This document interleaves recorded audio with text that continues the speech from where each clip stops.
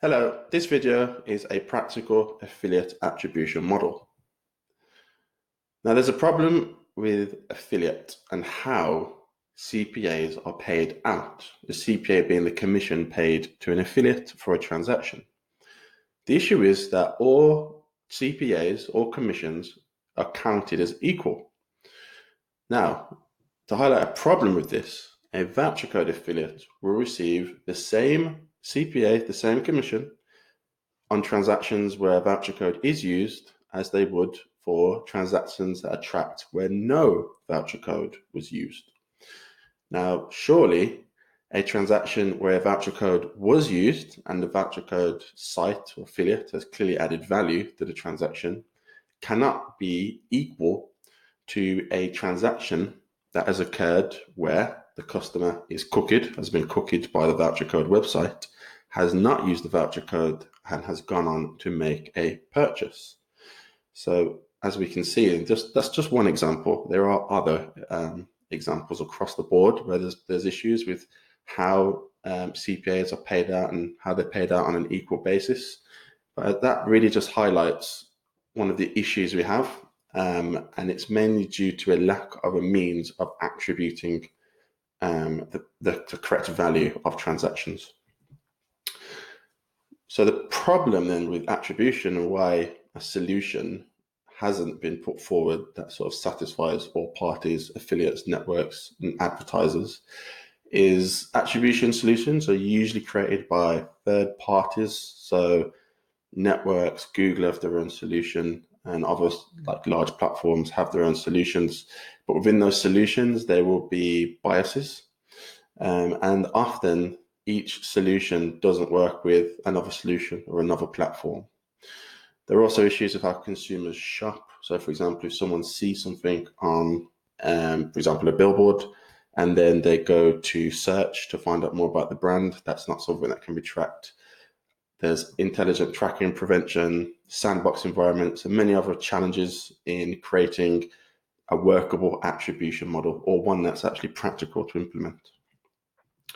So what we're putting forward today is a very practical and rather simplistic means of attribution that is just focused on affiliate and within the affiliate channel itself.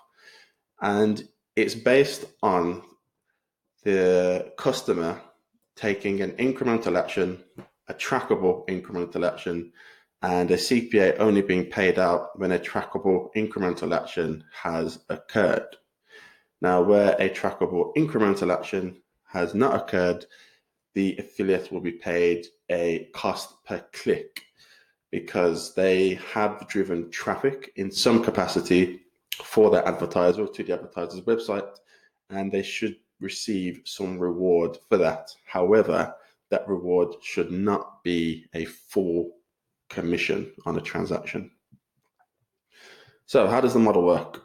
First of all, the model relies on all affiliates, that's every single affiliate type, being issued with an incremental voucher code. Now, the reason an incremental voucher code is used is because the voucher code being used at checkout is trackable.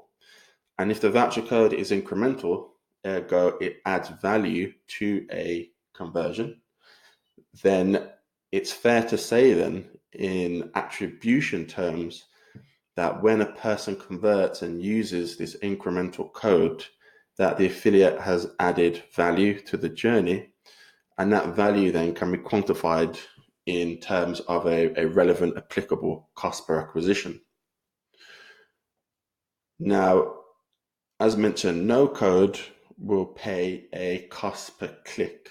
So essentially, when an affiliate doesn't convert through the use of an incremental code, so when it can't be clearly evidenced that they've added tangible value to a conversion, the model they'll be paid then is a cost per click, because the assumption we make is that the affiliate has just driven traffic to the website and contributed to driving a customer to the advertiser's website.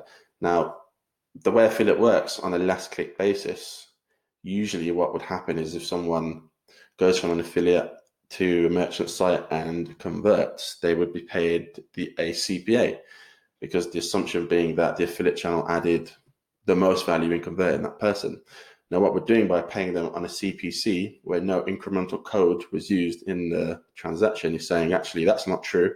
The affiliates played a part in the journey, but it's not on the basis of last click wins, because we know last click wins is very limited view of, it's quite a restricted and basic view of how consumers shop, and it's really just not true. So paying them on a CPA is a more sensible approach. And of course, they get a CPA, as mentioned, where an incremental code has been used and where we can see they've added tangible value to the consumer journey. The CPA and CPC will be variable, and the model will run on a test and learn basis. So advertisers will tweak the CPA and CPC and work with their affiliates on fair remuneration, and also varying the CPA and CPC along with whatever the incremental codes are they're using. And the whole aim of all of these are to work together to drive conversions through the codes, and then making sure affiliates are fairly rewarded through the CPA and CPC. So the benefits then of this model are that only incremental transactions will receive a full cost per acquisition. It lends support to the paid on results model, where the results now are tangible because an incremental voucher code has been used. It should help to foster a more scientific and proactive approach to affiliates, whereas all affiliates would be set the same CPA and sort of been left to get on with it. Now there will be, from the advertisers end certainly, and from affiliates as well. Affiliates will be lobbying for a higher CPA or changes to the CPC. Advertisers will be thinking about that and also assessing the value of paying a higher CPA or lower CPA or higher CPC. How this model works will vary completely by advertiser and how they're working with their affiliates. So both parties should work a lot more closely together, and we should start to see a lot more science in how affiliate marketing is conducted. There should be greater investment from the affiliate side into audiences and making sure that the right advertiser is being advertised or placed to the right audience. Ideally, the CPA plus CPC model would replace tenancy payments, and instead advertisers would increase their CPA or their CPC in order to access relevant audiences, and affiliates would start to work more in the way that your Facebooks and your Googles work, in terms of how they can go about targeting or creating an audience or creating environments for certain audiences to come and consume media or content, and then placing the right advertiser there.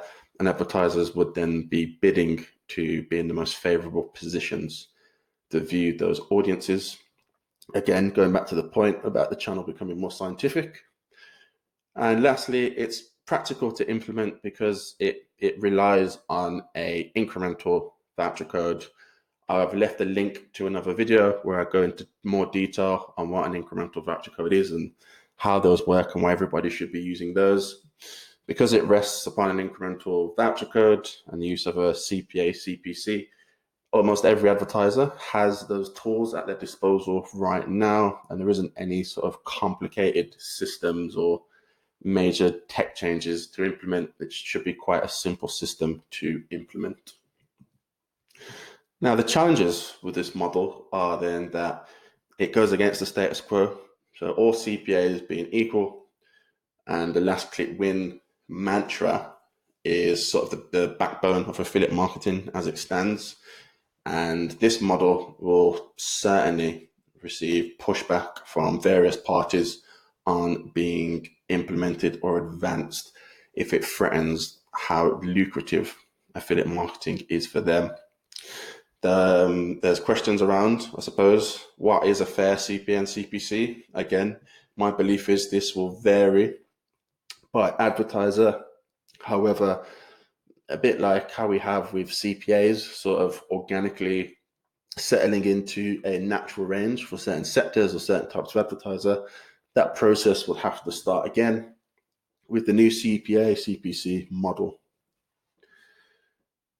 Codes, again, must convert. So the incremental codes then have to be converting for affiliates to be making, I suppose, a similar level of money as they would have made on a CPAs all being counted equal model. So again, going back to that point on science, advertisers then will be sort of doing what I call Goldilocks testing, where they will be trying to find the right code and the right mix of codes to drive conversion. I think it'd actually also be good that affiliates are involved in that process with the advertiser. However, if codes aren't converting and affiliates aren't making money, then there will be issues there, and certainly the model may not appeal as much. It is an affiliate-only solution as well, meaning that other influences in terms of if you wanted a wider attribution model that covered all marketing channels, this certainly wouldn't do that. And lastly, a bit similar to what's a fair CPA, CPC, what is the value of a click? So again, there will need to be some sort of negotiations between advertisers and affiliates as to what a click is worth. Final thoughts then are that it is inevitable that the unbiased CPA, where all CPAs are kind of equal, will come to an end at some point, and last click wins as well will eventually expire as sort of a acceptable means of affiliate tracking, sort of working in that way. I think it'd be very wise for the affiliate industry as a whole to come together and pick a sensible way forward, even if it is less lucrative. I think for the channel's own credibility and survival, it would be sensible for a fairer model. So a fairer model, more so for advertisers. So I'll give an example. It's very difficult to rationalize to a client for us, the affiliate marketing advisor. It's very difficult to rationalize to clients why a voucher code site should be paid the same commission where a code has been used as when no code was used. Because there's nothing tangible there to say that the voucher code site has or is worthy, of being paid a CPA on a last click wins basis where no voucher code was used, which is the whole point of why people go to a voucher code site. Wouldn't it be more sensible if the voucher code site then received a cost per click so they get something? But if no code has been used, then surely it's only logical that they're not paid the same CPA as they would have been when a code is used. Now, this isn't us picking on voucher sites. That's just one of the most glaring examples. However, I do feel that, again, change is inevitable and change will eventually come, and it would be good for the affiliate industry to get ahead. But let us know what you think about this and if this model is workable, if it's something that you feel could benefit the industry or benefit your business. If you're an advertiser, if you're an affiliate, let us know what your thoughts are. Networks, agencies as well, let us know what you think. If you want to speak more about this topic, email is there, and also my book, The Advertiser's Guide to Affiliate Marketing. You can check that out on Amazon.